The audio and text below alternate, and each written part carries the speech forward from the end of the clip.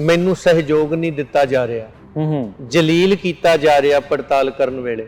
ਅਸੀਂ 7 ਦਿਨ ਭਗਵੰਤ ਮਾਨ ਦੇ ਘਰ ਦੇ ਬਾਹਰ ਬਹਿ ਕੇ ਕੀਰਤਨ ਕਰਦੇ ਰਹੇ। ਠੀਕ ਹੈ ਕਿ ਸਾਡੀ ਇਹ ਗੱਲ ਨੂੰ ਸੁਣਿਆ ਜਾਏ। ਭਗਵੰਤ ਮਾਨ ਦੀ ਸਰਕਾਰ ਖੜਦੀ ਜਿੱਥੇ ਲੰਘੀਆਂ ਸਰਕਾਰਾਂ, ਉੱਥੇ ਹੀ ਉਹ ਖੜ ਗਈ ਲਿਆ ਕੇ। ਥੁੱਕ ਕੇ ਚੱਟਣ ਵਾਲੇ ਲੋਕ ਨੇ ਠੀਕ ਹੈ ਇੰਨੇ ਗਰਕ ਚੁੱਕੇ ਆ ਜੀ। ਹੁਣ ਤੁਸੀਂ ਜਿਉਂਦੇ ਤਾਂ ਹੋ ਕਿ ਸ਼੍ਰੋਮਣੀ ਕਮੇਟੀ ਤੇ ਤੁਹਾਡਾ ਕਬਜ਼ਾ ਹੈ, ਤੇ ਜਿੱਦਣ ਇਹ ਵੀ ਛੁੱਟ ਗਿਆ ਤੇ ਪੰਜਾਬ ਵਾਲਿਆਂ ਨੇ ਤੁਹਾਨੂੰ ਕੁੱਟ-ਕੁੱਟ ਕੇ ਕੱਢਣਾ ਇੱਥੋਂ। ਔਰ ਹੋਣਗੇ ਉਦੋਂ ਜਦੋਂ ਬਾਦਲ ਕਿਆਂ ਦੀ ਜਿੱਤ ਯਕੀਨੀ ਹੋਊਗੀ, ਕਿਉਂਕਿ ਵੋਟਾਂ ਵੀ ਉਹਨਾਂ ਬਣਾਉਣੀਆਂ, ਪਵਾਉਣੀਆਂ ਵੀ ਉਹਨਾਂ, ਗਿਣਤੀ ਵੀ ਉਹਨਾਂ ਕਰਨੀ, ਜੇਤੂ ਕਰਾਰ ਵੀ ਉਹਨਾਂ ਦੇਣੇ। ਟੀਪੀ ਜਦੋਂ ਚੋਣ ਸ਼ਬਦ ਆਉਂਦਾ ਹੈ ਨਾ, ਹਾਂਜੀ ਹਾਂਜੀ, ਉਦੋਂ ਮੇਰੇ ਵਰਗੇ ਨੂੰ ਵੀ ਲੋਕ ਸਿਆਸੀ ਕਹਿਣ ਲੱਗ ਜਾਂਦੇ। ਗੋਲਕ ਨੂੰ ਅਸੀਂ ਸਾਰਾ ਕੁਝ ਸਮਝੀ ਬੈਠੇ ਆ। ਇਹ ਕਿਹੜੀ ਮੱਸਿਆ ਨਹਾ ਕੇ ਆਏ ਵੀ ਰਾਤੋਂ ਰਾਤ ਧਾਰਮਿਕ ਤੇ ਪਵਿੱਤਰ ਹੋ ਗਏ। ਇਹ ਕੱਲ ਉਸੇ ਕਤਾਰ 'ਚ ਸਾਡੇ ਮੁੰਡੇ ਮਰਵਾਉਂਦੇ ਸੀ, ਨੌਜਵਾਨ ਜੀ ਜੀ, ਉਹਨਾਂ ਨੂੰ ਜੇਲ੍ਹਾਂ 'ਚ ਧੱਕਦੇ ਸੀ, ਉਹਨਾਂ ਨੂੰ ਅੱਤਵਾਦੀ ਖਾੜਕੂ ਆਖਦੇ ਸੀ, ਬੰਦੀ ਸਿੰਘਾਂ ਵਾਸਤੇ ਉਹਨਾਂ ਦੀ ਚੁੱਪ ਸਨ, ਕਾਲ ਤਖਤ ਢਵਾਉਣ ਵਾਲਿਆਂ 'ਚ ਸਨ, ਗੁਰੂ ਕੀਆਂ ਵਿਰਾਸਤਾਂ ਤੋੜਨ ਵਾਲਿਆਂ 'ਚ ਸਨ। ਚੰਦਾ ਵੀ ਦੇਤੇ ਹੈ ਮੈਂ ਖਾਨੇ में भी जाते हैं, खुदा भी राजी रहे शैतान भी नाराज ना हो। ਇਹ ਉਹ ਟੋਲਾ ਆ ਤੇ ਜੇ ਪ੍ਰਧਾਨ ਮੰਤਰੀ ਦੀ ਮਨ ਕੀ ਬਾਤ ਜਾਣੀ ਜ਼ਰੂਰੀ ਹੈ ਤੇ ਤੁਰਕੀ ਬਾਣੀ ਜ਼ਰੂਰੀ ਨਹੀਂ। ਬਿਲਕੁਲ, ਇੱਥੇ ਕਿਹੜੀ ਦਖਲ ਅੰਦਾਜ਼ੀ, ਕਿਹੜਾ ਸਕੈਂਡਲ ਹੋ ਗਿਆ? ਇਹ ਕੋਈ ਭਗਵੰਤ ਮਾਨ ਦੇ ਹੱਕ 'ਚ ਨਹੀਂ ਆ ਨਾ, ਉਹਦੇ ਨਾਲ ਮੇਰੀ ਬਣਦੀ ਆ। ਕਾਰਨ 328 ਸਰੂਪਾਂ ਦੇ ਮਸਲੇ 'ਚ ਭਗਵੰਤ ਮਾਨ ਚੋਰਾਂ ਦੇ ਹੱਕ 'ਚ ਭੁਗਤ ਰਿਹਾ। ਤੁਸੀਂ ਕਹਿਣਾ ਨਹੀਂ ਜੀ ਮੇਰੇ ਕੋ ਹੋਣਾ ਨਹੀਂ, ਤੇ ਫਿਰ ਜਿਹੜੇ ਚੋਰ ਨੇ ਉਹ ਦਾੜੀਆਂ ਰੱਖ ਕੇ ਉੱਥੇ ਬਹਿ ਗਏ, ਉਹਨਾਂ ਦਾੜੀ ਵੀ ਬਦਨਾਮ ਕਰਤੀ, ਪੱਗ ਵੀ ਤੁਹਾਡੀ ਬਦਨਾਮ ਕਰਤੀ। ਆਪਣੇ ਆਪ ਨੂੰ ਸਿੱਖ ਖਵਾਉਣ ਵਾਲੇ ਸਿਗਰਟਾਂ ਵੀ ਵੇਚੀ ਜਾਂਦੇ ਆ, ਸ਼ਰਾਬ ਵੀ ਵੇਚੀ ਜਾਂਦੇ ਆ। ਖੈਰ ਉਹ ਵੱਖਰਾ ਪੱਖ ਆ ਗਿਆ। ਇਹਨਾਂ ਦਾ ਬਾਈਕਾਟ ਕਰੋ, ਇਹਨਾਂ ਦੇ ਵਿਜੇ ਰੱਦ ਕਰਾਓ। ਇਹ ਕਿਉਂ ਇੱਥੇ ਆ ਕੇ ਖੱਲਰ ਪਾ ਕੇ ਗੁਰਦੁਆਰਿਆਂ ਦਾ ਮਾਹੌਲ ਖਰਾਬ ਕਰ ਰਿਹਾ? ਜਿਹੜੀ ਨੌਜਵਾਨੀ ਹੈ ਉਹ ਗੁਰਦੁਆਰੇ ਆਉਣੋਂ ਹਟਦੀ ਜਾਂਦੀ। ਉਹ ਕਹਿੰਦੇ ਵੀ ਇੱਥੇ ਤੇ ਲੜਾਈ ਹੋ ਰਹੀ। ਬਾਣੀ ਦੀ ਕਥਾ ਕਰੋ, ਬਾਣੀ ਦੇ ਜੱਜ ਨਾ ਬਣੋ। ਠੀਕ ਹੈ। ਮੈਨੂੰ ਟੀਚਰਾਂ ਕਰਨ ਵਾਲੇ ਲੋਕ ਅੱਜ ਕਹਿੰਦੇ ਨੇ ਇਹ ਇਕੱਲਾ ਹੀ ਤੰਬੂ ਲਾ ਕੇ ਬੈਠਾ, ਇੱਥੇ ਤੁਹਾਡਾ ਮਨ ਨਹੀਂ ਪਸੀਜਦਾ।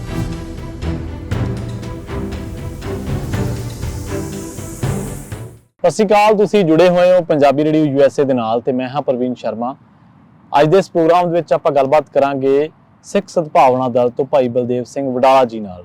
ਬਲਦੇਵ ਸਿੰਘ ਵਡਾਲਾ ਜੀ ਉਹ ਸ਼ਖਸੀਅਤ ਨੇ ਜਿਨ੍ਹਾਂ ਨੇ ਲੰਮੇ ਸਮੇਂ ਤੋਂ ਲਾਪਤਾ ਪਾਵਨ ਸਰੂਪਾਂ ਦੇ ਨਾਲ ਸਿੱਖ ਮਸਲਿਆਂ ਨੂੰ ਲੈ ਕੇ ਸੰਘਰਸ਼ ਕੀਤਾ। ਸਥਾਪਤੀ ਜਿਹੜੀਆਂ ਧਿਰਾਂ ਨੇ ਜਿਨ੍ਹਾਂ ਦੇ ਬਾਰੇ ਉਹ ਅਕਸਰ ਬੜੀ ਬੇਬਾਕੀ ਦੇ ਨਾਲ ਬੋਲਦੇ ਨੇ, ਉਹਨਾਂ ਦੇ ਬਾਰੇ ਬੜੀ ਬੇਬਾਕੀ ਦੇ ਨਾਲ ਗੱਲਬਾਤ ਕੀਤੀ ਹੈ।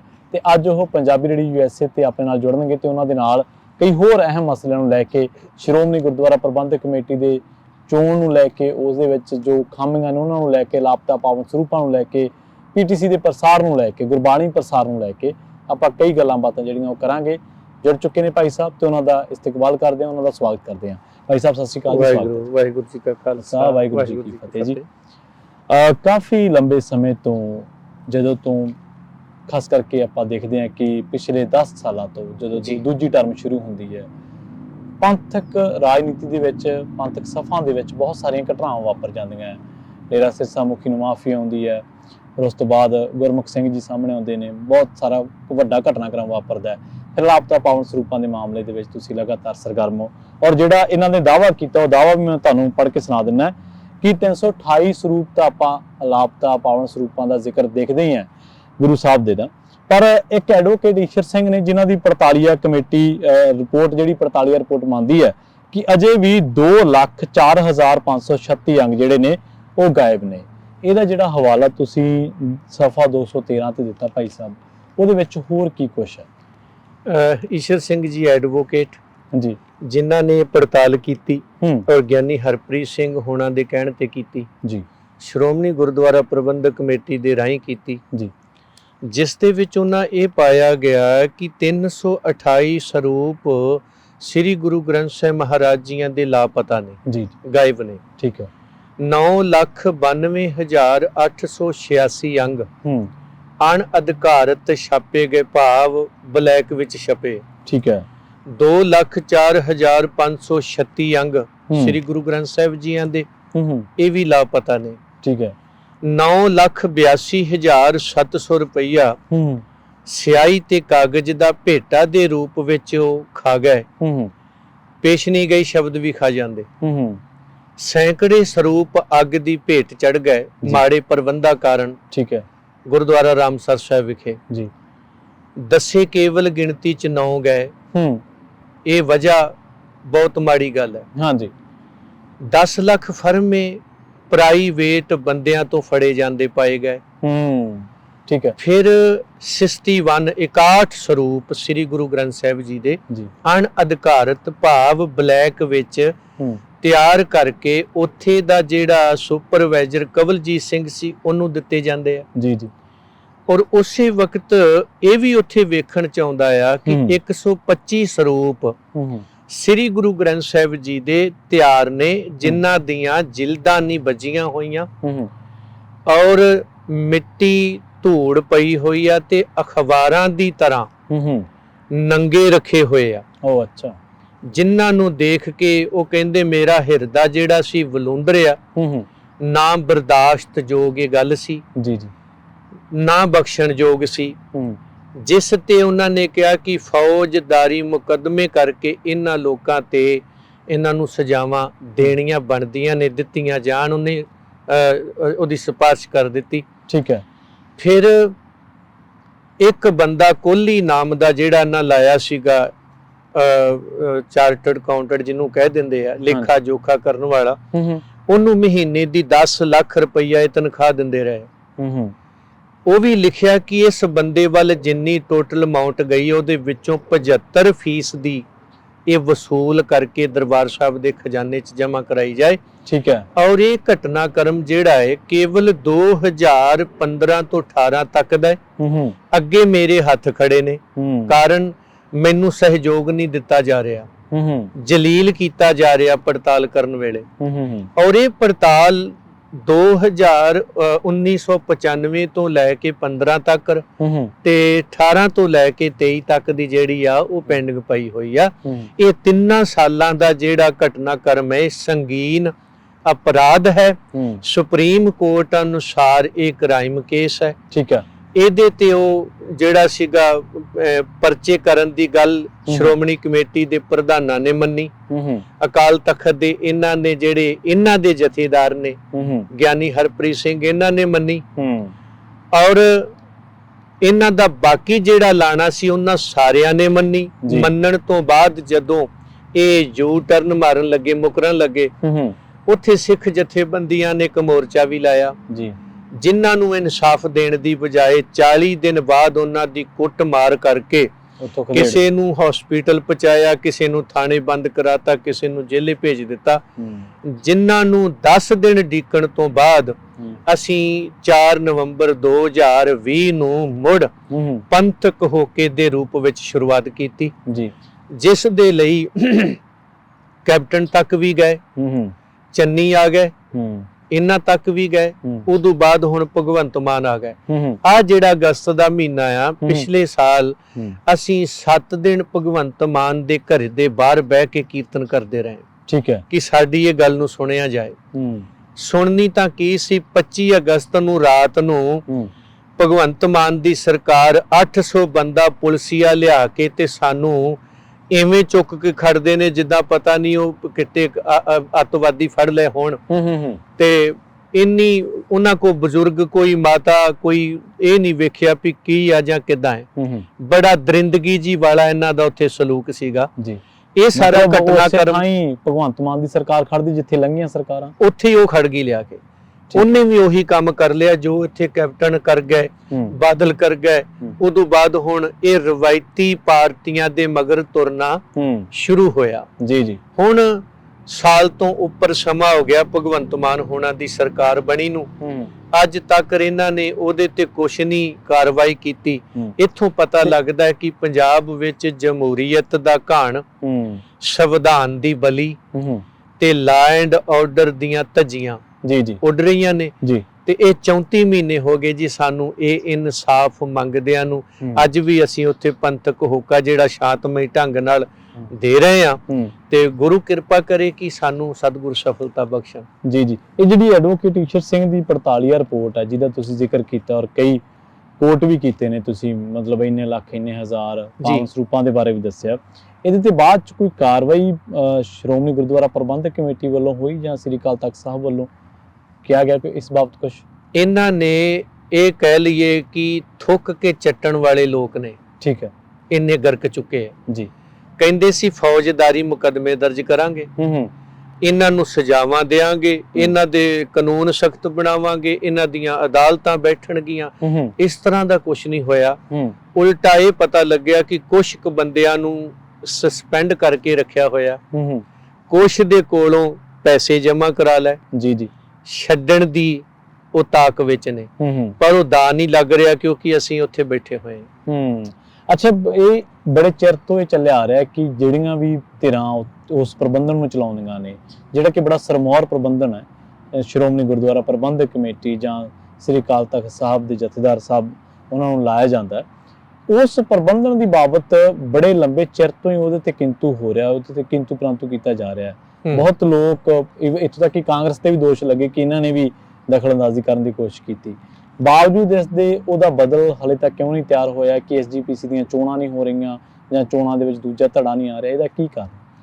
ਉਹਦਾ ਵੱਡਾ ਕਾਰਨ ਕਿ ਜਿਹੜੀ ਇਹਨਾਂ ਦੀ ਬਾਦਲਕਿਆਂ ਦੀ ਧੇਰਾ, ਉਹਦੀ ਉੱਪਰ ਕੇਂਦਰ ਨਾਲ ਸਾਠ ਗਾਂਠ ਹੈ, 9 ਮਾਸ ਦਾ ਰਿਸ਼ਤਾ ਹੈ।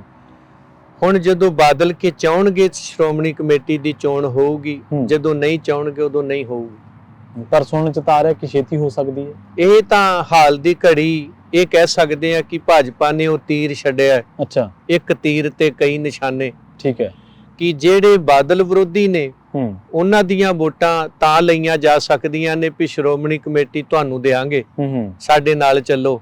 ਉਹ ਸ਼ਰਵਣ ਪੁੱਤਰ ਬਣ ਕੇ ਮੀਟਿੰਗਾਂ ਵੀ ਕਰ ਰਹੇ ਆ, ਠੀਕ ਹੈ, ਤੇ ਬਾਦਲਾਂ ਦੀ ਬੀ ਟੀਮ ਬਣ ਕੇ ਉੱਥੇ ਸੰਗਠਨ ਵੀ ਬਣਾ ਰਹੇ ਆ ਵੀ ਲੋਕਾਂ ਨੂੰ ਭੁਲੇਖਾ ਪਾਇਆ ਜਾ ਸਕੇ ਕਿ ਇਹ ਬਾਦਲ ਵਿਰੋਧੀ ਨੇ, ਉਹ ਲੱਗੇ ਹੋਏ ਆ।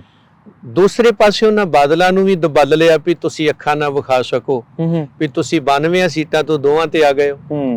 ਹੁਣ ਤੁਸੀਂ ਜਿਉਂਦੇ ਤਾਂ ਹੋ ਕਿ ਸ਼੍ਰੋਮਣੀ ਕਮੇਟੀ ਤੇ ਤੁਹਾਡਾ ਕਬਜ਼ਾ ਹੈ, ਤੇ ਜਿੱਦਣ ਇਹ ਵੀ ਛੁੱਟ ਗਿਆ ਤੇ ਪੰਜਾਬ ਵਾਲਿਆਂ ਨੇ ਤੁਹਾਨੂੰ ਕੁੱਟ-ਕੁੱਟ ਕੇ ਕੱਢਣਾ ਇੱਥੋਂ।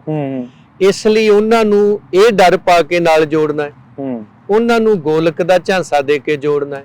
ਠੀਕ ਹੈ। ਤੇ ਤੀਸਰਾ ਇਹ ਹੈ ਕਿ ਪੰਜਾਬ ਦਾ ਜਿਹੜਾ ਮਾਹੌਲ ਹੈ, ਉੱਥੋਂ ਕਾਂਗਰਸ ਤੋਂ ਲੋਕ ਉਹਨਾਂ ਦਾ ਮੋਹ ਭੰਗ ਹੋਇਆ, ਅਕਾਲੀ ਭਾਜਪਾ ਤੋਂ ਹੋਇਆ, ਆਮ ਆਦਮੀ ਪਾਰਟੀ ਆ ਗਈ।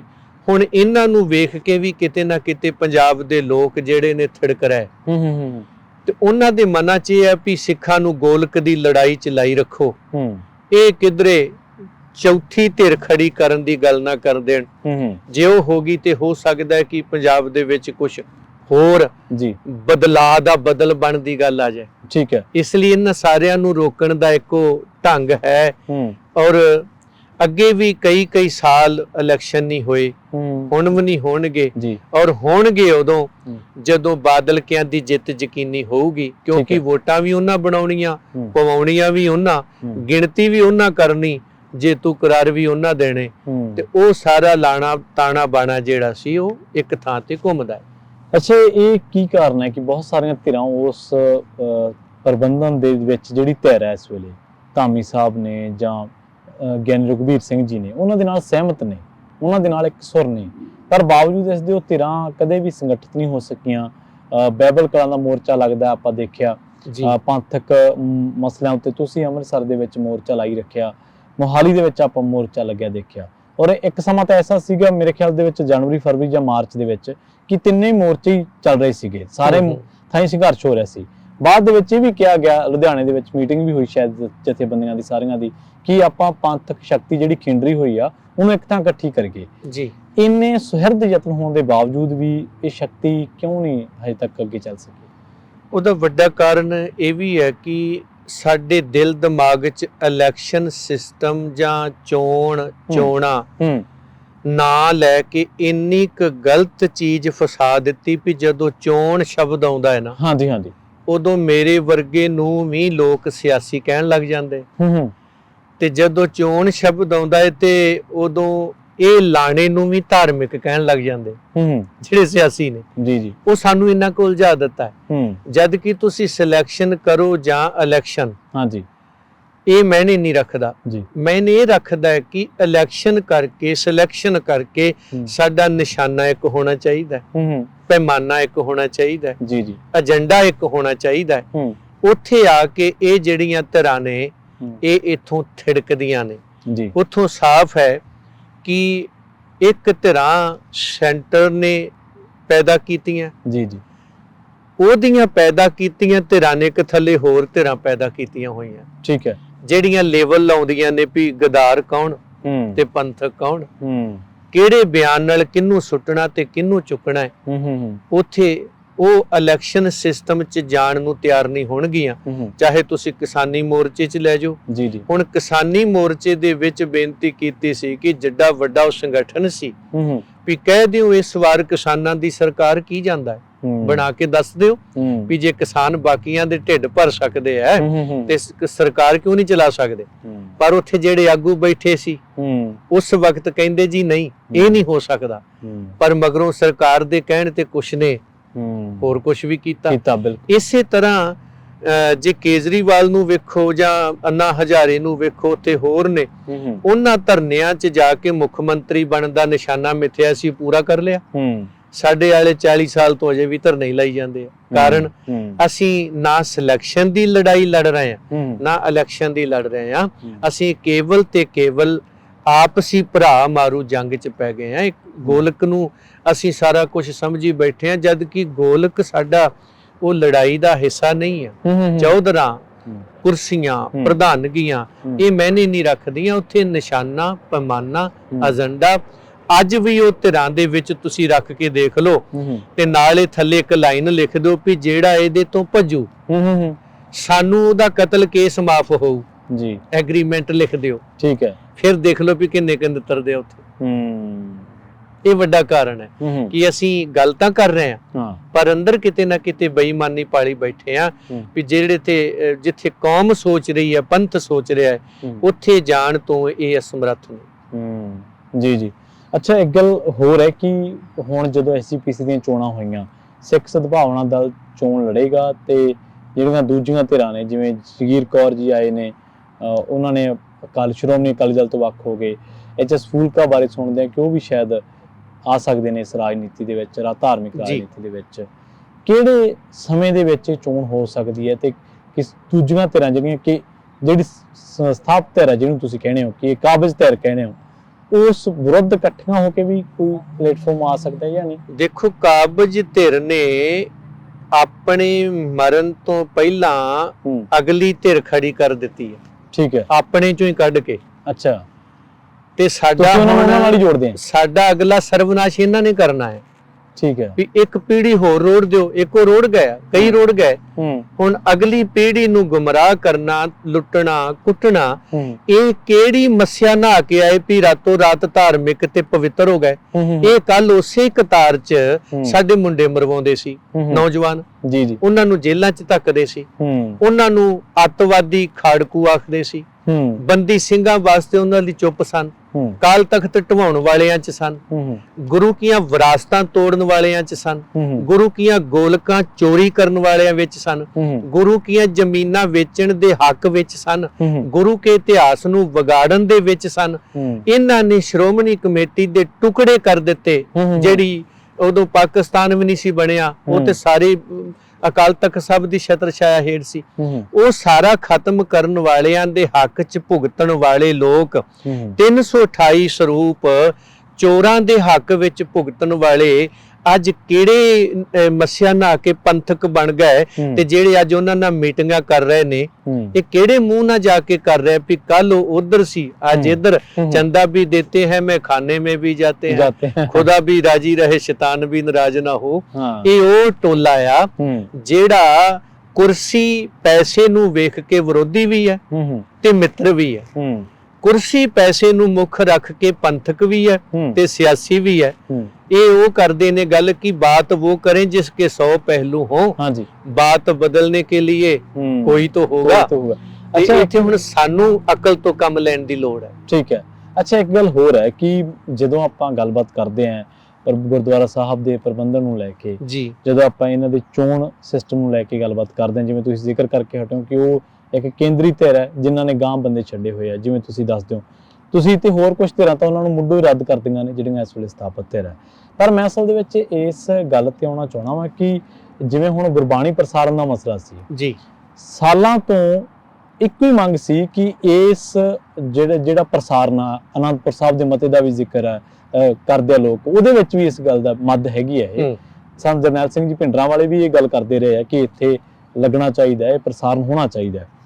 ਹੁਣ ਜਦੋਂ ਪੰਜਾਬ ਸਰਕਾਰ ਨੇ ਉਸ ਬਾਬਤ ਸੋਧ ਕਰਨ ਦੀ ਗੱਲ ਕੀਤੀ ਤਾਂ ਕੁਝ ਸਿੱਖ ਧਿਰਾਂ ਹੀ ਵਖਰੇਵੇਂ ਤੇ ਆ ਗਈਆਂ ਵੀ ਇਹ ਸਿੱਖ ਪੰਥ ਦੇ ਵਿੱਚ, ਸਿੱਖ ਧਰਮ ਦੇ ਵਿੱਚ ਦਖਲਅੰਦਾਜ਼ੀ ਹੈ। ਤੁਸੀਂ ਉੱਥੇ ਕੀ ਸਟੈਂਡ ਰੱਖਦੇ ਹੋ? ਇਹ ਤਾਂ ਉਹਨਾਂ ਬੰਦਿਆਂ ਨੂੰ ਪੁੱਛਣਾ ਚਾਹੀਦਾ ਹੈ ਕਿ ਜਦੋਂ ਇਹਨਾਂ ਦੀਆਂ ਸਰਕਾਰਾਂ ਸੀ ਤੇ ਇਹ ਮਨਮਰਜ਼ੀਆਂ ਕਰਦੇ ਸਨ, ਪੰਜਾਬ ਸਰਕਾਰ ਵੀ ਇਹਨਾਂ ਦੀ ਜੀ ਤੇ ਸ਼੍ਰੋਮਣੀ ਕਮੇਟੀ ਵੀ ਇਹਨਾਂ ਕੋਲੇ, ਠੀਕ ਹੈ, ਕਈ ਸਾਲ ਸ਼੍ਰੋਮਣੀ ਕਮੇਟੀ ਦੀ ਇਹਨਾਂ ਚੋਣ ਨਹੀਂ ਹੋਣ ਦਿੱਤੀ, ਉਹ ਦਖਲਅੰਦਾਜ਼ੀ ਨਹੀਂ ਸੀ। ਹੁਣ 2011 ਦੀ ਚੋਣ, ਹਾਂ, ਫਿਰ ਉਦੋਂ ਬਾਅਦ ਜਿਹੜਾ 1925 ਚ ਐਕਟ ਬਣਿਆ ਜੀ, ਔਰ ਉਹਦੀਆਂ 4 ਕਮੇਟੀਆਂ ਬਣਾਤੀਆਂ ਸ਼੍ਰੋਮਣੀ ਕਮੇਟੀ ਦੀਆਂ, ਜਿਸ ਧਿਰ ਨੇ, ਜਿਸ ਟੱਬਰ ਨੇ ਪਹਿਲਾਂ ਪਾਕਿਸਤਾਨ ਬਣਾਤੀ, ਮੁੜ ਕੇ ਦਿੱਲੀ ਬਣਾਤੀ, ਹੁਣ ਹਰਿਆਣਾ ਬਣਾਤੀ, ਇਧਰ ਚੰਡੀਗੜ੍ਹ ਬਣੂ, ਫਿਰ ਪੰਜਾਬ ਬਣੂ, ਫਿਰ ਮਾਝਾ ਮਾਲਵਾ ਦੁਆਬਾ ਬਣੂ। ਇਹ ਦਖਲਅੰਦਾਜ਼ੀ ਜਿਸ ਟੱਬਰ ਨੇ ਕੀਤੀ ਆ ਉੱਥੇ ਤੇ ਇਹ ਬੋਲੇ ਨਹੀਂ। ਇਹ ਕਿਹੜੀ ਦਖਲਅੰਦਾਜ਼ੀ ਦੀ ਗੱਲ ਕਰਦੇ ਤੇ ਕਿਹਨੂੰ ਕਹਿ ਰਿਹਾ? ਇਤਿਹਾਸ ਵਿਗਾੜਨੇ, ਵਿਰਾਸਤਾਂ ਤੋੜਨੀਆਂ, ਗੋਲਕਾਂ ਦੀ ਚੋਰੀ, ਬੈਂਕਾਂ ਦੀਆਂ ਐਫਡੀਆਂ ਤੋੜ ਦਿੱਤੀਆਂ, ਹੋਰ ਕਈ ਕੁਛ ਉੱਥੇ ਘਟਨਾਕ੍ਰਮ ਵਾਪਰਿਆ। ਆ ਜਿਹੜੀ ਗੱਲ ਸੀਗੀ ਪੀਟੀਸੀ ਵਾਲੀ, ਇਹ ਦਖਲ ਵਾਲੀ ਤੇ ਕੋਈ ਗੱਲ ਹੀ ਹੈ ਨਹੀਂ, ਇੱਕ ਪ੍ਰਬੰਧਕੀ ਨੁਕਤਾ ਸੀ। ਠੀਕ ਹੈ, ਇਹਨੂੰ ਜਾਣ ਬੁੱਝ ਕੇ ਉਛਾਲਿਆ ਗਿਆ ਆ।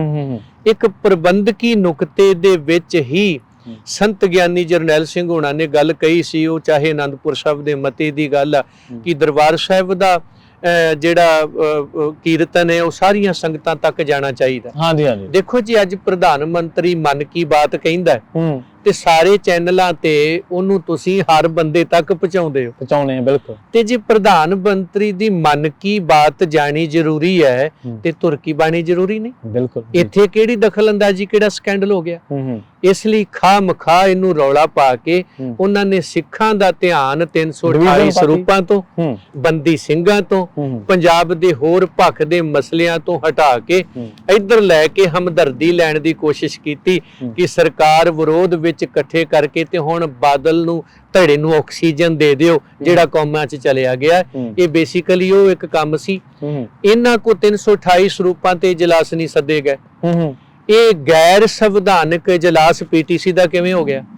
ਫਿਰ ਜਿਹੜੇ ਤੁਸੀਂ ਮੈਂਬਰ ਬੁਲਾ ਰਹੇ ਹੋ, 5 ਸਾਲ ਬਾਅਦ ਉਹਨਾਂ ਦੀ ਮਿਆਦ ਪੁੱਗ ਗਈ, ਇੰਨੇ ਸਾਲ ਤੋਂ ਇਹ ਤੇ ਮੈਂਬਰ ਹੀ ਹੈ ਨਹੀਂ। ਗੁਰਦੁਆਰਾ ਆਰਜੀਐਮਪੀ ਜਿਹੜਾ 5 ਸਾਲ ਪੂਰੇ ਕਰ ਗਿਆ, ਕਿ ਉਹ ਲੋਕ ਸਭਾ, ਵਿਧਾਨ ਸਭਾ 'ਚ ਤੁਹਾਡੇ ਵੜ ਸਕਦੇ ਨੇ ਹੋ ਐਮਐਲਏ? ਜਦੋਂ ਉਹ ਨਹੀਂ ਵੜ ਸਕਦੇ 5 ਸਾਲ ਬਾਅਦ, 58 ਸਾਲ ਤੋਂ ਬਾਅਦ ਤੁਸੀਂ ਉਹ ਡੀਸੀ ਨੂੰ ਵੀ ਕਹਿ ਦਿੰਦੇ ਭਾਈ ਘਰੇ ਚੱਲ। ਇੱਥੇ ਕਿਹੜੀ ਇਹੋ ਜੀ ਲੰਮਸਮ ਤੁਹਾਡੀ ਐਗਰੀਮੈਂਟ ਬਣ ਗਿਆ ਕਿ ਉਹ ਬੰਦੇ ਜਿਹੜੇ ਮੈਂਬਰ ਹੀ ਹੈ ਨਹੀਂ ਜੀ, ਉਹ ਹਾਊਸ ਚੁਣ ਰਹੇ ਨੇ, ਉਹ ਇਜਲਾਸ ਕਰ ਰਹੇ ਨੇ। ਇਹ ਤੇ ਸਾਰੇ ਦਾ ਸਾਰਾ ਹੀ ਗੈਰ ਸੰਵਿਧਾਨਕ ਸੀਗਾ। ਔਰ ਉਹਦੇ ਵਿੱਚ ਪੀਟੀਸੀ ਨੂੰ ਮੁੱਦਾ ਬਣਾ ਕੇ ਹਮਦਰਦੀ ਲੈਣ ਲਈ ਔਰ ਉਹਨਾਂ ਨੂੰ ਆਕਸੀਜਨ ਦੇਣ ਲਈ ਇਹ ਡਰਾਮਾ ਸੀਗਾ। ਉਸ ਡਰਾਮੇ ਨੂੰ ਸਾਨੂੰ ਸਮਝਣ ਦੀ ਲੋੜ ਹੈ ਕਿ ਇੱਥੇ ਗੱਲ ਤਾਂ ਪੀਟੀਸੀ ਦੀ ਸੀ, ਦਖਲਅੰਦਾਜ਼ੀ ਨਹੀਂ। ਤੇ ਪੀਟੀਸੀ ਚੈਨਲ ਇੱਕ ਨਿੱਜੀ ਪਰਿਵਾਰ ਦਾ ਆ। ਜੇ ਅੱਜ ਨਿੱਜੀ ਪਰਿਵਾਰ ਚਲਾ ਰਿਹਾ ਤੇ ਕੱਲ ਨੂੰ ਦੂਜੀ ਸਰਕਾਰ ਆਪਣਾ ਲਾਊ, ਤੀਜੀ ਆਪਣਾ ਲਾਊ, ਚੌਥੀ ਆਪਣਾ ਲਾਊ, ਇੱਥੇ ਤੇ ਫਿਰ ਜਿੰਨੀਆਂ ਸਰਕਾਰਾਂ ਉਹਨੇ ਚੈਨਲ ਲੱਗਣਗੇ। ਇਸ ਲਈ ਪੀਟੀਸੀ ਬੰਦ ਹੋਣਾ, ਸੱਚਖੰਡ ਸਾਹਿਬ ਦਾ ਨਿੱਜੀ ਚੈਨਲ ਹੋਣਾ ਬਹੁਤ ਜ਼ਰੂਰੀ ਸੀ। ਉਸ ਬਾਬਤ ਸੰਤ ਜਰਨੈਲ ਸਿੰਘ ਹੋਣਾ ਨੇ ਵੀ ਗੱਲ ਕਹੀ, ਅਸੀਂ ਵੀ ਕਹਿ ਰਹੇ ਹਾਂ ਕਈ ਸਾਲਾਂ ਤੋਂ। ਤੇ ਜੇ ਅੱਜ ਉਹ ਗੱਲ ਭਗਵੰਤ ਮਾਨ ਨੇ ਕਹਿ ਦਿੱਤੀ ਤੇ ਉੱਥੇ ਏਡਾ ਸਿਆਪਾ ਕੀ ਖੜਾ ਹੋ ਗਿਆ ਵੀ ਉਹਨੂੰ ਤੁਸੀਂ ਇੰਨਾ ਕੁਝ ਕਹਿਣਾ ਸ਼ੁਰੂ ਕਰ ਦਿੱਤਾ। ਫਿਰ ਉਹ ਬੰਦਾ ਕਹਿ ਰਿਹਾ, ਤੁਸੀਂ ਕਹਿ ਰਹੇ ਹੋ ਇੰਨੇ ਲੱਖ ਅਸੀਂ ਗੋਲਕ ਦਾ ਲਾਵਾਂਗੇ, ਉਹ ਕਹਿੰਦਾ ਮੈਂ ਸਰਕਾਰ ਤਰਫੋਂ ਇੰਨੇ ਪੈਸੇ ਦੇ ਦੇਣਾ। ਇਹਦੇ ਵਿੱਚ ਕੀ ਮਾੜਾ ਸੀ? ਸਰਕਾਰ ਹੁਣ ਜਦੋਂ ਇਲੈਕਸ਼ਨ ਕਰਾਉਣੇ ਆ ਸ਼੍ਰੋਮਣੀ ਕਮੇਟੀ ਦੇ, ਕੀ ਉਹ ਤੁਹਾਡਾ ਕਾਲ ਤਖਤ ਕਰਾਊ? ਉਹ ਸਰਕਾਰ ਕਰਾ ਰਹੀ ਹੈ ਜੀ। ਵੋਟਾਂ ਤੁਹਾਡੀਆਂ ਜਿਨ੍ਹਾਂ ਨਾਲ ਤੁਸੀਂ ਮੈਂਬਰ ਬਣੇ ਹੋ ਉਹ ਸਰਕਾਰ ਨੇ ਬਣਾਈਆਂ। ਫਿਰ ਜਿਹੜੀ ਗਿਣਤੀ ਤੁਹਾਡੀ ਉਹ ਸਰਕਾਰ ਨੇ ਕੀਤੀ। ਹੁਣ ਵੀ ਤੁਸੀਂ ਹਰ ਗੱਲ ਸਰਕਾਰ ਤੋਂ ਘਿਓ ਦੇ ਟੈਂਡਰ ਪਾਸ ਕਰਾਉਨੇ ਹੋ। ਕਦੇ ਤੁਸੀਂ ਉੱਥੇ ਦਾਲਾਂ ਦੇ ਕਰਾਉਨੇ ਹੋ, ਕਦੇ ਹੋਰ ਕੁਝ ਕਰਦੇ ਹੋ, ਇਹ ਵੀ ਸਰਕਾਰ ਕਰਦੀ ਹੈ। ਫਿਰ ਜਿਹੜੀ GST ਬੀਜੇਪੀ ਸਰਕਾਰ ਨੇ ਲਾਈ, ਹਾਂਜੀ, ਇਹ ਦਖਲ ਨਹੀਂ ਸੀ ਗੁਰਦੁਆਰੇ ਤੇ, ਉਦੋਂ ਕਿਉਂ ਨਹੀਂ ਬੋਲੇ ਤੁਸੀਂ?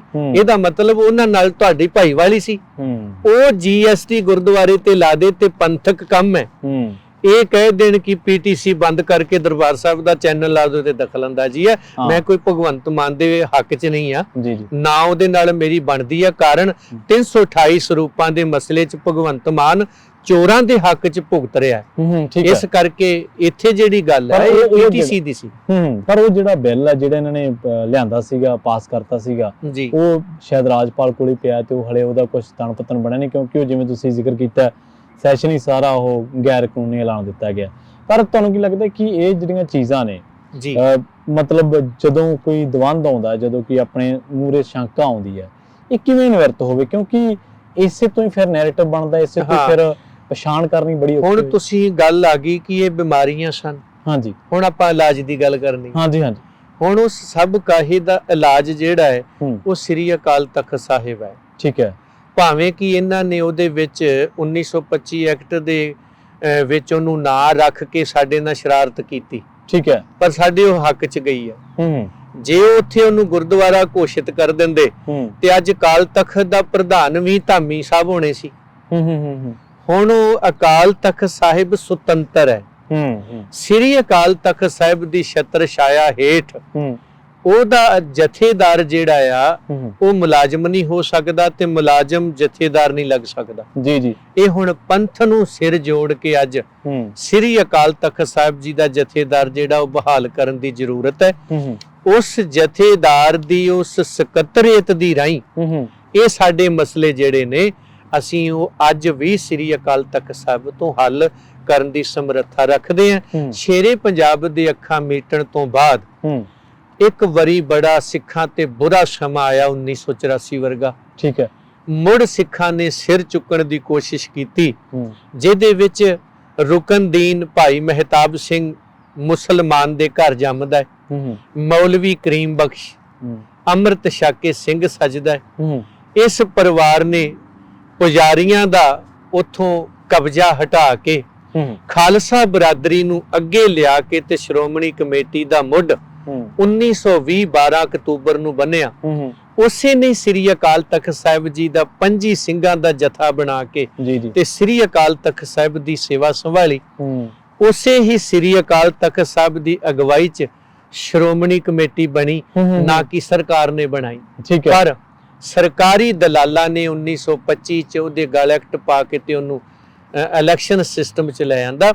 ਅੱਜ ਵੀ ਅਸੀਂ ਮੁੜ 1920 1840 ਆਪਣੇ ਬਜ਼ੁਰਗਾਂ ਨੂੰ ਯਾਦ ਕਰਕੇ ਸ੍ਰੀ ਅਕਾਲ ਤਖਤ ਸਾਹਿਬ ਤੋਂ ਸਿੱਖ ਨੀਤੀ ਦਾ ਆਗਾਜ਼ ਕਰ ਸਕਦੇ ਹਾਂ। ਪਰ ਇਹ ਤਾਂ ਦੇਖੋ, ਇਹ ਤਾਂ ਆਮ ਹੀ ਕਿਹਾ ਜਾਂਦਾ ਨਾ ਕਿ ਸ੍ਰੀ ਅਕਾਲ ਤਖਤ ਸਾਹਿਬ ਦਾ ਜਿਹੜਾ ਜਥੇਦਾਰ ਹੈ ਉਹ ਸ਼੍ਰੋਮਣੀ ਗੁਰਦੁਆਰਾ ਪ੍ਰਬੰਧਕ ਕਮੇਟੀ ਲਾਉਂਦੀ ਹੈ। ਕੀ ਇਹ ਵਿਧੀ ਵਿਧਾਨ ਦੇ ਵਿੱਚ ਇਦਾਂ ਹੀ ਸੀ ਜਾਂ ਇਹ ਹੈ ਹੀ ਗਲਤ ਹੈ ਜੀ? ਉਹਨਾਂ ਨੇ ਆਪਣੇ ਕਬਜ਼ੇ 'ਚ ਲੈ ਲਿਆ ਕਿ ਸ਼੍ਰੋਮਣੀ ਕਮੇਟੀ ਦਾ ਪ੍ਰਧਾਨ ਕੇਵਲ ਸ਼੍ਰੋਮਣੀ ਕਮੇਟੀ ਦੀ ਪ੍ਰਧਾਨਗੀ ਕਰ ਸਕਦਾ। ਠੀਕ ਹੈ, ਸਿੱਖਾਂ ਦੀ ਨੁਮਾਇੰਦਾ ਜਮਾਤ ਹੋ ਸਕਦੀ ਆ, ਕਾਹਦੇ ਕਰਕੇ? ਸ੍ਰੀ ਅਕਾਲ ਤਖਤ ਸਾਹਿਬ ਕਰਕੇ। ਹੁਣ ਸ੍ਰੀ ਅਕਾਲ ਤਖਤ ਸਾਹਿਬ ਤਖਤ ਸਾਹਿਬ ਹੈ, ਇਹਨਾਂ ਦਾ ਮੁਲਾਜ਼ਮ ਪ੍ਰਧਾਨ ਲਾ ਦੇਵੇ ਤੇ ਪ੍ਰਧਾਨ ਲਾ ਦੇਵੇ, ਫਿਰ ਤੋਂ ਮੁਲਾਜ਼ਮਤ ਹੋ ਗਈ ਨਾ। ਉਹ ਤੇ ਜਥੇਦਾਰ ਹੈ ਹੀ ਨਹੀਂ। ਹੁਣ ਜਥੇਦਾਰ ਦੀ ਮਰਜ਼ੀ ਦੇ ਨਾਲ ਪ੍ਰਧਾਨ ਲੱਥਣਾ ਸੀ ਤੇ ਪ੍ਰਧਾਨ ਲੱਗਣਾ ਸੀ। ਹੋ ਕੀ ਰਿਹਾ ਆ ਕਿ ਪ੍ਰਧਾਨ ਜਥੇਦਾਰ ਲਾ ਲਿਆ ਤੇ ਪ੍ਰਧਾਨ ਹੀ ਉਹਨੂੰ ਲਾ ਰਿਹਾ। ਇਹ ਪੁੱਠਾ ਹੋ ਗਿਆ। ਫਿਰ ਜਥੇਦਾਰ ਕਿਵੇਂ ਲਾਇਆ ਜਾਂਦਾ? ਜਥੇਦਾਰ ਇਹ ਪੰਥਕ ਜਿਹੜੇ ਲੋਕ ਨੇ ਇੱਕ ਸੋਚ ਤੇ ਇੱਕ ਪੰਥ ਦੀ ਗੱਲ ਇੱਥੇ ਵੀ ਸਿੱਖ ਕਰ ਰਹੇ ਆ। ਉਹਦੇ ਬਾਬਤ ਸਾਡੇ ਸਿੱਖਾਂ ਨੂੰ ਸਿਲੈਕਸ਼ਨ ਦੇ ਆਧਾਰ ਤੇ ਸਾਨੂੰ ਇੱਕ ਸਰਬੱਤ ਖਾਲਸੇ ਦੀ ਲੋੜ ਹੋਊ।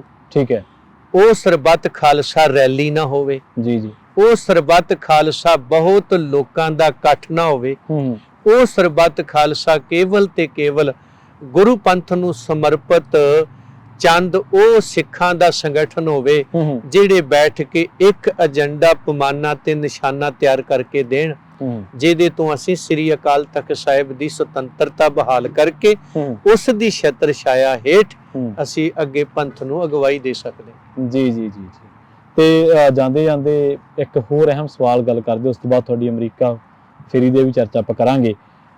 ਬਹੁਤ ਵੱਡੀ ਗਿਣਤੀ ਦੇ ਵਿੱਚ ਲੋਕ ਨੇ ਜਿਹੜੇ ਇਸ ਵੇਲੇ SGPC ਪ੍ਰਬੰਧਨ ਚਲਾ ਰਹੀ ਧਿਰ ਦੇ ਨਾਲ ਸਹਿਮਤ ਨੇ, ਜਿਵੇਂ ਤੁਸੀਂ ਹੋ, ਭਾਈ ਧਿਆਨ ਸਿੰਘ ਮੰਡ ਆਪਣੇ ਪੱਧਰ ਤੇ ਲੱਗੇ ਹੋਏ ਨੇ, ਬੀਬੀ ਜਗੀਰ ਕੌਰ ਨੇ, ਇਸ ਤਰ੍ਹਾਂ ਹੋਰ ਕਈ ਜਥੇਬੰਦੀਆਂ ਨੇ ਜਿਹੜੀਆਂ ਉਹਦੇ ਨਾਲ ਸਹਿਮਤ ਨੇ, ਇੱਕ ਸੁਰ ਨੇ। ਵਿਦੇਸ਼ਾਂ ਦੇ ਵਿੱਚ ਬਹੁਤ ਵੱਡੀ ਗਿਣਤੀ ਦੇ ਵਿੱਚ ਸਿੱਖ ਵਸਦੇ ਆ, ਪੰਜਾਬੀ ਵਸਦੇ ਆ, ਜਿਹੜੇ ਉਹਨਾਂ ਦੇ ਨਾਲ ਸਹਿਮਤ ਨੇ। ਬਾਵਜੂਦ ਇਸਦੇ ਕਿ ਇੱਕ ਧਿਰ ਦੇ ਨਾਲ ਕਈ ਧਿਰਾਂ ਸਹਿਮਤ ਨਹੀਂ, ਤੇ ਹਾਲੇ ਤੱਕ ਉਸ ਧਿਰ ਨੂੰ ਹਟਾ ਕੇ ਤੇ ਉੱਥੇ ਜਿਹੜਾ ਸੰਗਤ ਦਾ ਜੋ ਪ੍ਰਬੰਧਨ ਸੀ, ਸੰਗਤ ਨੇ ਚਲਾਉਣਾ ਸੀ, ਉਹ ਕਿਉਂ ਨਹੀਂ ਹੋ ਸਕਿਆ? ਸਾਲਾਂ ਬੱਧੀ ਕੀ ਗੱਲ ਹੈ, ਕਿੱਥੇ ਘਾਟ ਮਾਰ ਜਾਂਦੀ ਹੈ? ਉਹਦਾ ਕਾਰਨ ਇਹ ਆ ਕਿ ਹੁਣ ਤੁਸੀਂ, ਇਹ ਤੁਹਾਡੇ ਹੀ ਸਵਾਲ ਤਾਂ ਤੁਸੀਂ ਆਪੇ ਹੀ ਜਵਾਬ ਦੇ ਦਿੱਤਾ ਉਹਦਾ। ਜੀ ਜੀ। ਵੀ ਜਿਹੜੀ ਧਿਰ ਨੂੰ ਕੱਢਣਾ ਹੈ ਉਸੇ ਧਿਰ ਦੇ ਬੰਦੇ ਤੁਸੀਂ ਫਿਰ ਲੈ ਰਹੇ ਹੋ। ਠੀਕ ਹੈ। ਕਿਵੇਂ ਕੱਢ ਲੋਗੇ ਤੁਸੀਂ? ਉਹ ਤੇ ਉਹ ਗੱਲ ਹੋਊਗੀ ਵੀ ਗੁਰੂ ਰਾਮਦਾਸ ਜੀ ਦੇ ਕੋਲ ਇੱਕ ਸਿੱਖ ਆ ਕੇ ਕਹਿੰਦਾ, ਉੱਥੇ ਭਾਈ ਮਨਜੀਤ ਸਿੰਘ ਹੁੰਦੇ ਸੀ, ਚੜ੍ਹਾਈ ਕਰ ਗਿਆ, ਮਸਕੀਨ ਜੀ ਨਾਲ ਵੀ ਉਹਨਾਂ ਰਹਿਣਾ, ਗਿਆਨੀ ਪਿੰਦਰਪਾਲ ਸਿੰਘ ਜੀ ਹੋਣਾ ਨਾਲ ਵੀ ਰਹਿਣਾ, ਜਦੋਂ ਆ ਉੱਥੇ ਬੰਦੀ ਛੋੜ ਦਿਵਸ ਆਉਂਦਾ, ਗੁਰੂ ਰਾਮਦਾਸ ਜੀ ਦਾ ਪ੍ਰਕਾਸ਼ ਪੁਰਬ ਆਉਂਦਾ, ਉਹਨਾਂ ਇੱਕ ਆਪੇ ਹੀ ਕਥਾ ਬਣਾਈ ਹੁੰਦੀ। ਅੱਛਾ। ਉਹਨਾਂ ਕਹਿਣਾ ਵੀ ਗੁਰੂ ਸਾਹਿਬ ਕੋ ਇੱਕ ਸਿੱਖ ਆ ਕੇ ਕਹਿੰਦਾ, ਜੀ ਆ ਜਿਹੜਾ ਬੰਦਾ ਇਹ ਮੇਰੇ ਕੋਲ ਪੈਸੇ ਲੈ ਕੇ ਮੁੱਕਰ ਗਿਆ ਤੇ ਇਹਨੂੰ ਮਹਾਰਾਜ ਸਜ਼ਾ ਦਿਓ। ਤੇ ਉਹ ਅੱਗੋਂ ਕਹਿੰਦਾ, ਮਹਾਰਾਜ ਸਜ਼ਾ ਮੈਨੂੰ ਨਾ ਦਿਓ, ਇਹਨੂੰ ਦਿਓ ਜਿਹਨੇ ਪੈਸੇ ਮੈਨੂੰ ਦਿੱਤੇ। ਠੀਕ ਹੈ। ਉਹ ਕਹਿੰਦਾ, ਮੈਨੂੰ ਸਜ਼ਾ ਕਾਹਦੀ? ਕਹਿੰਦਾ, ਮਹਾਰਾਜ ਵੇਖੋ, ਜਦੋਂ ਇਹਦੇ ਕੋਲ ਮੈਂ ਪਹਿਲੀ ਵਾਰੀ ਮੁੱਕਰਿਆ, ਇਹਨੇ ਮੈਨੂੰ ਦੂਜੀ ਵਾਰੀ ਦਿੱਤੇ। ਅੱਛਾ। ਮੈਂ ਤੀਜੀ ਵਾਰੀ ਮੁੱਕਰਿਆ ਨੇ ਚੌਥੀ ਵਾਰੀ ਫੜਾਤੇ, ਮੈਂ ਚੌਥੀ ਵਾਰ ਮੁੱਕਰਿਆ ਨੇ ਮੈਨੂੰ ਪੰਜਵੀਂ ਵਾਰ ਫੜਾਤੇ। ਅੱਜ ਵੀ ਮੈਂ ਭਾਵੇਂ 10 ਵਾਰੀ ਮੁੱਕਰ ਗਿਆ, ਇਹਦੇ ਕੋਲ ਮੰਗਿਆ ਨੇ ਮੈਨੂੰ ਫੇਰ ਦੇ ਦੇਣੇ। ਹੁਣ ਸਜ਼ਾ ਤੇ ਇਹਨੂੰ ਮਿਲਣੀ ਚਾਹੀਦੀ ਸੀਗੀ, ਜਦੋਂ ਪਹਿਲੀ ਵਾਰ ਅਸੀਂ ਮੁੱਕਰੇ ਸਾਂ, ਇਹ ਦੂਜੀ ਵਾਰੀ ਭਰੋਸਾ ਕਿਉਂ ਕੀਤਾ? ਹੁਣ ਅਮਰੀਕਾ ਦੇ ਸਿੱਖ ਪੜ੍ਹੇ ਲਿਖੇ ਦੇਸ਼ਾਂ 'ਚ, ਉੱਥੇ ਵੀ ਤੁਸੀਂ ਪੜ੍ਹੇ ਲਿਖੇ ਸੀ, ਮੈਂ ਨਹੀਂ ਕਹਿੰਦਾ ਵੀ ਉੱਥੇ ਤੁਸੀਂ ਘੱਟ ਸੀ। ਤੁਸੀਂ ਸਮੇਂ ਦੇ ਨਾਲ ਅਮਰੀਕਾ ਆ ਗਏ ਹੋ, ਇੱਥੇ ਤੁਸੀਂ ਗੱਡੀਆਂ ਬਦਲਤੀਆਂ, ਘਰ ਬਦਲਤੇ, ਜੀਵਨ ਸ਼ੈਲੀ ਬਦਲ ਦਿੱਤੀ ਸਮੇਂ ਅਨੁਸਾਰ। ਇਹ ਘਸੇ ਪੁਰਾਣੇ ਲੀਡਰ ਕਿਉਂ ਨਹੀਂ ਬਦਲ ਰਹੇ? ਤੁਸੀਂ ਉਸ ਸੋਚ ਨੂੰ ਕਿਉਂ ਨਹੀਂ ਬਦਲ ਰਹੇ? ਇਹ ਸਾਡੀ ਵੱਡੀ ਤਰਾਸ਼ਦੀ ਹੈ ਕਿ ਜਿਨ੍ਹਾਂ ਲੋਕਾਂ ਸਾਨੂੰ ਵੇਚਿਆ, ਉਹੀ ਲੋਕ ਆਪਸ ਵਿੱਚ ਵਿਰੋਧੀ ਨੇ ਤੇ ਆਪਸ ਵਿੱਚ ਮਿੱਤਰ ਨੇ। ਅਸੀਂ ਉਹਨਾਂ ਨੂੰ ਕਿਉਂ ਨਹੀਂ ਛੱਡ ਰਹੇ? ਮੈਂ ਹੁਣ ਤੁਹਾਨੂੰ ਕਹਿੰਦਾ, ਤੁਸੀਂ ਨੌਜਵਾਨ ਹੋ, ਜੀ, ਤੁਸੀਂ ਪੰਥ ਲਈ ਆਓ, ਕੇਸ ਰੱਖੋ, ਸਿੰਘ ਸੱਜੋ, ਆਓ ਆਪਾਂ ਉੱਥੇ ਸ਼੍ਰੋਮਣੀ ਕਮੇਟੀ 'ਚ ਤੁਹਾਨੂੰ ਲੈ ਕੇ ਚੱਲਦੇ। ਤੁਸੀਂ ਕਹਿਣਾ, ਨਹੀਂ ਜੀ ਮੇਰੇ ਕੋਲ ਹੋਣਾ ਨਹੀਂ। ਤੇ ਫਿਰ ਜਿਹੜੇ ਚੋਰ ਨੇ ਉਹ ਦਾੜੀਆਂ ਰੱਖ ਕੇ ਉੱਥੇ ਬਹਿ ਗਏ, ਉਹਨਾਂ ਦਾੜੀ ਵੀ ਬਦਨਾਮ ਕਰਤੀ, ਪੱਗ ਵੀ ਤੁਹਾਡੀ ਬਦਨਾਮ ਕਰਤੀ। ਇਸ ਲਈ ਮਸਲਾ ਇਹ ਉਹਨਾਂ ਚਿਰ ਹੱਲ ਨਹੀਂ ਹੋਣਾ। ਦਾ ਲੱਗਿਆ ਤੁਹਾਡੇ ਮੁਤਾਬਕ? ਹਾਂ, ਦਾ ਲੱਗਿਆ ਹੋਇਆ। ਅਸੀਂ ਇਹ ਘਸੇ ਪੁਰਾਣੇ ਜਿਹੜੇ ਬਦਨਾਮ ਲੋਕ ਨੇ, ਜਦੋਂ ਇਹ ਅਹੁਦਿਆਂ ਤੇ ਸੀਗੇ, ਕੋਈ ਜਥੇਦਾਰ ਸੀ, ਕੋਈ ਪ੍ਰਧਾਨ ਸੀ, ਉਦੋਂ ਇਹਨਾਂ ਨੇ ਕੱਖ ਨਹੀਂ ਕੀਤਾ। ਹੁਣ ਇਹ ਕਿਹੜਾ ਚੰਦ ਚਾੜਨਗੇ ਵੀ ਸਾਨੂੰ ਦੁਬਾਰੇ ਲਿਆਓ ਤੇ ਅਸੀਂ ਹੁਣਾ ਕਰ ਦਿਆਂਗੇ। ਜੀ, ਜਾਂਦੇ ਜਾਂਦੇ ਪ੍ਰਚਾਰਕਾਂ ਬਾਰੇ ਗੱਲਬਾਤ ਕਰ ਲਈਏ ਜੀ ਸੰਖੇਪ ਦੇ ਵਿੱਚ। ਕੀ ਸਿੱਖ ਪ੍ਰਚਾਰਕ ਨੇ ਜਿਹੜੇ ਆਪਣੇ ਆਪ ਨੂੰ ਇਹ ਦੱਸਦੇ ਨੇ ਕਿ ਅਸੀਂ ਬਹੁਤ ਗੁਣੀ ਗਿਆਨੀ ਆ, ਅਸੀਂ ਬਹੁਤ ਸੁਲਝੇ ਹੋਏ ਆ? ਚਲੋ, ਗਿਆਨ ਆਪਾਂ ਹੀ ਗਿਆਨੀ ਹੋ ਸਕਦੇ, ਬਾਕੀ ਸਾਰੇ ਗਿਆਨਵਾਨ ਨੇ, ਆਪਾਂ ਇਹ ਕਹਿ ਦਿੰਦੇ ਆ। ਪਰ ਉਹਨਾਂ ਦਾ ਹੁਣ ਪੰਥ ਦੇ ਵਿੱਚੋਂ ਹੀ ਸੰਗਤ ਬਹੁਤ ਵੱਡੀ ਗਿਣਤੀ ਦੇ ਵਿਰੋਧ ਕਰਨ ਲੱਗੀ ਹੈ। ਉਹਨਾਂ ਦੇ ਉੱਤੇ ਦੋਸ਼ ਲੱਗ ਰਿਹਾ ਕਿ ਇਹ ਬੰਦੇ ਦਵੰਦ ਪੈਦਾ ਕਰਦੇ, ਜਦ ਕਿ ਦਵੰਦ ਤਾਂ ਦੂਰ ਹੋਣਾ ਚਾਹੀਦਾ ਸੀ। ਅਸਲ 'ਚ ਹਰ ਇੱਕ ਧਰਮ ਦੇ ਨਿਯਮ, ਜੀ, ਹਰ ਇੱਕ ਦੇਸ਼ ਦਾ ਕਾਨੂੰਨ, ਹਰ ਇੱਕ ਸੰਸਥਾ ਦੀ ਮਰਜ਼ਾਦਾ, ਤੇ ਹਰੇਕ ਦੇ ਪਿੱਛੇ ਇੱਕ ਧੁਰਾ ਹੁੰਦਾ ਹੈ। ਜੀ ਜੀ। ਹੁਣ ਧੁਰਾ ਸੀ ਸਾਡਾ ਸ੍ਰੀ ਅਕਾਲ ਤਖਤ ਸਾਹਿਬ, ਹਾਂਜੀ, ਮਰਜ਼ਾਦਾ ਸੀ ਸਿੱਖ ਰਹਿਤ, ਜੀ, ਪਿੱਛੇ ਮਾਰਗਦਰਸ਼ਕ ਗੁਰੂ ਗ੍ਰੰਥ ਸਾਹਿਬ, ਉੱਥੇ ਚੱਲਣਾ ਕਿਵੇਂ ਆ ਉਹ ਸੀ ਸਾਡੇ ਕੋਲ 10 ਗੁਰੂ ਸਹਿਬਾਨ ਤੇ ਬਾਬਾ ਬੰਦਾ ਸਿੰਘ ਜੀ ਤੋਂ ਲੈ ਕੇ ਅੱਜ ਤੀਕਰ ਦਾ ਸਿੱਖਾਂ ਦਾ ਇਤਿਹਾਸ। ਹੋਇਆ ਕਿ ਜਿਹੜੀਆਂ ਵਿਰੋਧੀ ਜਮਾਤਾਂ ਸੀ, ਉਹਨਾਂ ਨੇ ਤੁਹਾਡੀ ਮਰਜ਼ਾਦਾ 'ਚ ਖਿਆਨਤ ਕਰਨ ਲਈ, ਠੀਕ ਹੈ, ਇਤਿਹਾਸ ਵਿਗਾੜਨ ਲਈ ਵਿਕਾਊ ਕਿਸਮ ਦੇ ਲੋਕ ਤੁਹਾਡੇ 'ਚ ਵਾੜੇ, ਠੀਕ ਹੈ, ਪਿੱਛੇ ਧੁਰਾ ਹੈ ਨਹੀਂ, ਇਹਨਾਂ ਦੀ ਮਰਜ਼ਾਦਾ ਕੋਈ ਨਹੀਂ, ਇਹ ਜੋ ਮੂੰਹ ਚ ਆਉਂਦਾ ਬੋਲੀ ਤੁਰੇ ਜਾਂਦੇ ਨੇ, ਠੀਕ ਹੈ।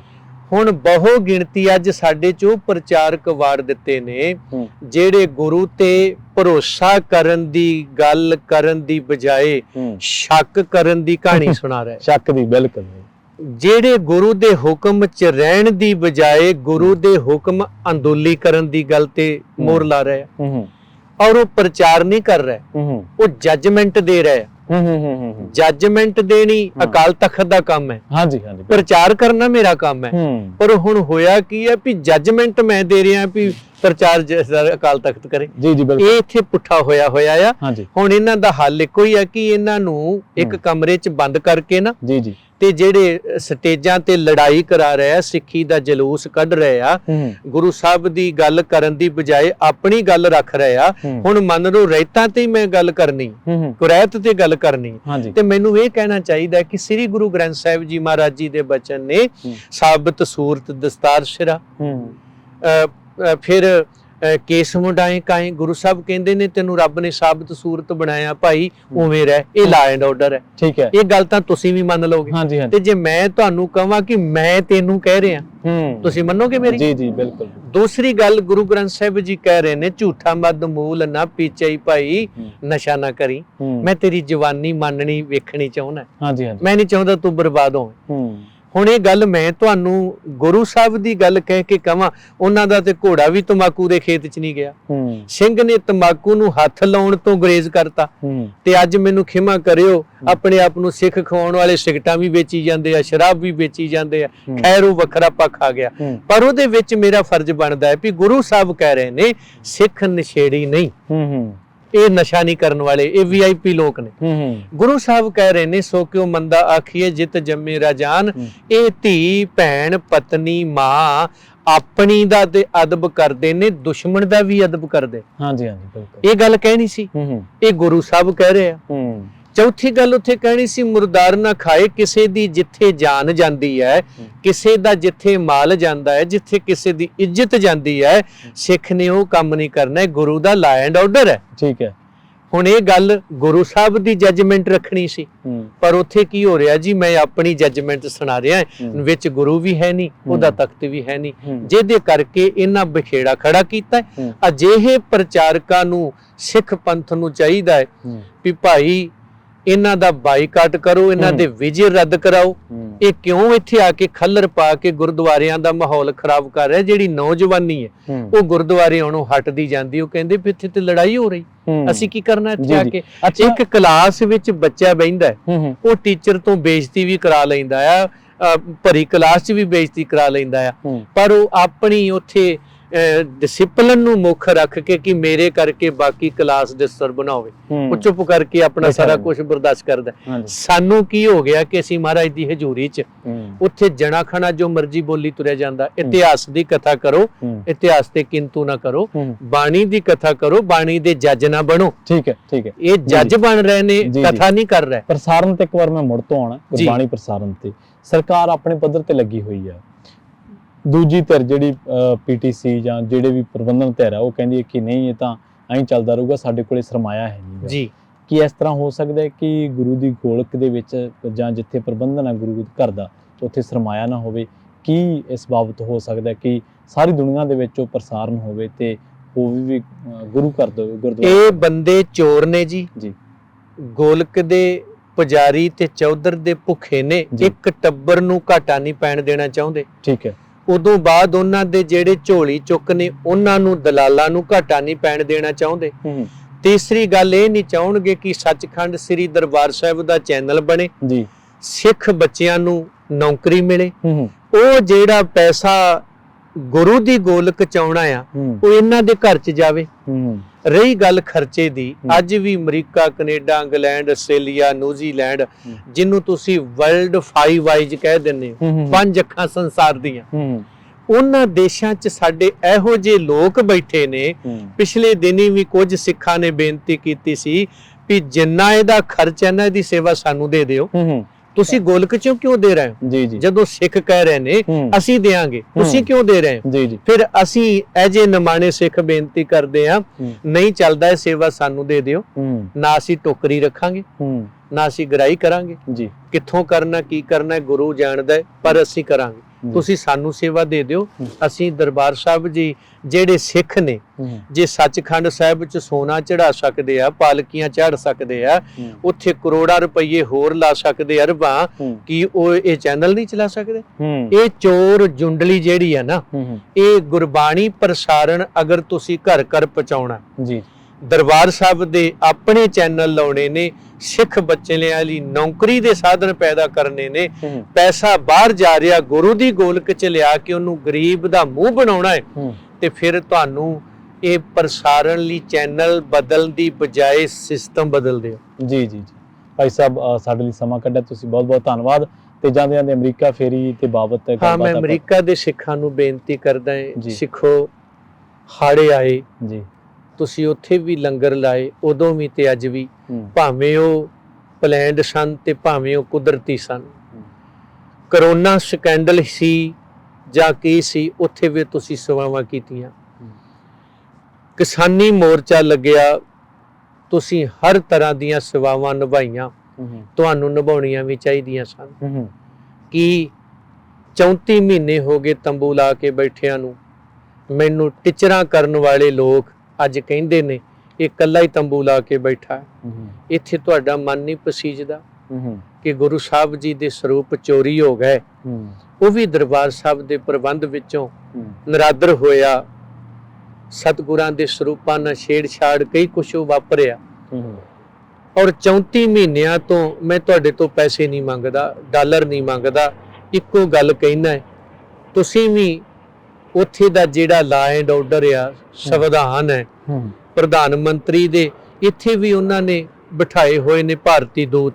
ਜੀ ਜੀ ਸਿੱਖ ਅਮਰੀਕਾ ਦੇ ਘੱਟੋ ਘੱਟ ਭਾਰਤੀ ਦੂਤ ਨੂੰ 4 ਅੱਖਰ ਜ਼ਰੂਰ ਆਪਣੀ ਤਰਫ ਤੋਂ ਲਿਖ ਕੇ ਦੇਣ ਹੂੰ, ਕਿ ਸ੍ਰੀ ਗੁਰੂ ਗ੍ਰੰਥ ਸਾਹਿਬ ਜੀ ਦੇ ਸਰੂਪਾਂ ਨਾਲ ਆ ਕੁਝ ਸੰਗੀਨ ਅਪਰਾਧ ਵਾਪਰਿਆ, ਹੂੰ, ਸਾਡੀਆਂ ਭਾਵਨਾਵਾਂ ਨੂੰ ਠੇਸ ਵੱਜੀ ਹੈ, ਹੂੰ, ਤੁਹਾਡਾ ਕਾਨੂੰਨ ਉਹਨਾਂ ਨੂੰ ਸਜ਼ਾ ਦੇਣ ਦੀ ਗੱਲ ਕਰਦਾ ਹੈ।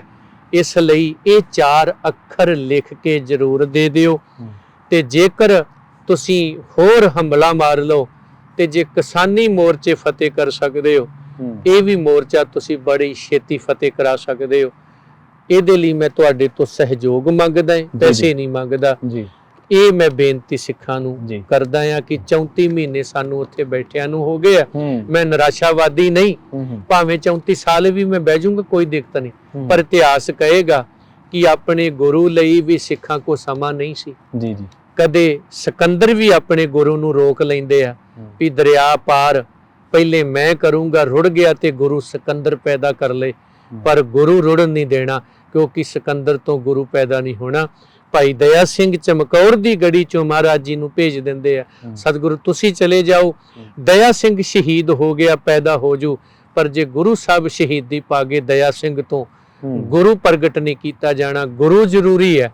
ਇੱਥੇ ਵੀ ਤੁਹਾਡੇ ਸਿੱਖਾਂ ਨੂੰ ਬੇਨਤੀ ਹੈ, ਭਾਈ ਗੁਰੂ ਜ਼ਰੂਰੀ ਹੈ। ਇਸ ਲਈ ਇਹ ਸਾਡੇ ਲਈ ਤੁਸੀਂ ਵੀ ਚੈਨਲ ਰਾਹੀਂ ਜੀ ਜੀ ਜਿੰਨਾ ਵੀ ਇੱਥੇ ਸਿਸਟਮ ਹੈ, ਜਿਹਨੂੰ ਕਹਿ ਸਕਦੇ ਹੋ, ਜ਼ਰੂਰ ਆਖਿਓ, ਤਾਂ ਕਿ ਵੱਖਰਾ ਕਮਿਸ਼ਨ ਬਣੇ, ਕਾਨੂੰਨ ਸਖਤ ਹੋਣ, ਤਾਂ ਕਿ ਭਵਿੱਖ ਵਿੱਚ ਸ੍ਰੀ ਗੁਰੂ ਗ੍ਰੰਥ ਸਾਹਿਬ ਜੀ ਤੋਂ ਹਟ ਕੇ ਬਾਕੀ ਵੀ ਜਿਹੜੇ ਧਾਰਮਿਕ ਲੋਕ ਨੇ, ਹੂੰ, ਉਹਨਾਂ ਦੀਆਂ ਭਾਵਨਾਵਾਂ ਨੂੰ ਵੀ ਅੱਗ ਲਾ ਕੇ ਇਸ ਸਮਾਜ ਨੂੰ ਸ਼ਰਾਰਤੀ ਲੋਕ ਹੂੰ, ਅੱਗ ਨਾ ਲਾ ਸਕਣ। ਜੀ ਜੀ ਬਹੁਤ ਬਹੁਤ ਧੰਨਵਾਦ। ਵਾਹਿਗੁਰੂ ਜੀ ਕਾ ਖਾਲਸਾ, ਵਾਹਿਗੁਰੂ ਜੀ ਵਾਹਿਗੁਰੂ ਜੀ ਕੀ ਫਤਿਹ। ਜੀ ਜੀ ਸੋ ਇਹ ਸਨ ਆਪਣੇ ਨਾਲ ਸਿੱਖ ਸਦਭਾਵਨਾ ਦਲ ਤੋਂ ਭਾਈ ਬਲਦੇਵ ਸਿੰਘ ਜੀ ਵਡਾਲਾ, ਜਿਹੜੇ ਕਿ ਬੜੇ ਲੰਬੇ ਸਮੇਂ ਤੋਂ ਇਸ ਲਾਪਤਾ ਪਾਵਨ ਸਰੂਪਾਂ ਦੇ ਨਾਲ ਕਈ ਹੋਰ ਪੰਥਕ ਮਸਲਿਆਂ ਤੇ ਸੰਘਰਸ਼ ਕਰ ਰਹੇ ਨੇ, ਲਗਾਤਾਰ ਸੰਘਰਸ਼ ਕਰ ਰਹੇ ਨੇ। ਤੇ ਇਸ ਦੇ ਨਾਲ ਉਹ ਜੋ ਇਸ ਵੇਲੇ ਪ੍ਰਬੰਧਨ ਹੈ SGPC ਦਾ ਜਾਂ SGPC ਵੱਲੋਂ ਜੋ ਲਾਈ ਜਾਂਦੀਆਂ ਅਪਾਇੰਟਮੈਂਟਸ ਕੀਤੀਆਂ ਜਾਂਦੀਆਂ, ਉਹਨਾਂ ਨੂੰ ਲੈ ਕੇ ਉਹਨਾਂ ਨੇ ਬੜੀ ਬਾਕੀ ਦੇ ਨਾਲ ਜਿਹੜੀ ਆਪਣੀ ਗੱਲ ਉਹ ਆਪਣੇ ਨਾਲ ਰੱਖੀ ਹੈ। ਇਹਦੇ ਨਾਲ ਗੁਰਬਾਣੀ ਪ੍ਰਸਾਰਣ ਦੇ ਮਾਮਲੇ ਦੇ ਵਿੱਚ ਵੀ ਉਹਨਾਂ ਨੇ ਕਿਹਾ ਕਿ ਸੰਗਤ ਸਮਰੱਥ ਹੈ, ਸਭ ਕੁਝ ਕਰ ਸਕਦੀ ਹੈ, ਪਰ ਬਹੁਤ ਸਾਰੀਆਂ ਚੀਜ਼ਾਂ ਸਰਕਾਰਾਂ 'ਚ ਪੰਥਕ ਲੋਕਾਂ ਵੱਲੋਂ ਫੈਲਾਏ ਗਏ ਜੋ ਉਹਨਾਂ ਦੀਆਂ ਟਿੱਪਣੀਆਂ ਕੀਤੀਆਂ ਜਾਂਦੀਆਂ, ਉਹਨਾਂ ਦੇ ਝਮੇਲਿਆਂ ਦੇ ਵਿੱਚ ਫਸ ਕੇ ਰਹਿ ਜਾਂਦੀਆਂ। ਹੋਣਾ ਇਹ ਚਾਹੀਦਾ ਸੀਗਾ ਕਿ ਚੀਜ਼ਾਂ ਦੂਰ ਹੋਣੀਆਂ ਚਾਹੀਦੀਆਂ ਸੀ, ਪਰ ਹੋ ਇਹ ਰਿਹਾ ਕਿ ਇਹਨਾਂ ਤੇ ਦਵੰਦ ਜਿਹੜੀ ਪੈਦਾ ਹੋਈ ਸੀ ਉਹ ਸਗੋਂ ਹੋਰ ਗੂੜੀ ਹੁੰਦੀ ਜਾ ਰਹੀ ਹੈ। ਜਲਦ ਮਿਲਾਂਗੇ ਇੱਕ ਹੋਰ ਨਵੀਂ ਰਿਪੋਰਟ ਦੇ ਵਿੱਚ ਕਿਸੇ ਹੋਰ ਨਵੀਂ ਸ਼ਖਸੀਅਤ ਦੇ ਨਾਲ। ਜੁੜੇ ਰਹੋ ਪੰਜਾਬੀ ਰੇਡੀਓ USA ਦੇ ਨਾਲ। ਬਹੁਤ ਬਹੁਤ ਧੰਨਵਾਦ। ਸਤਿ ਸ਼੍ਰੀ ਅਕਾਲ।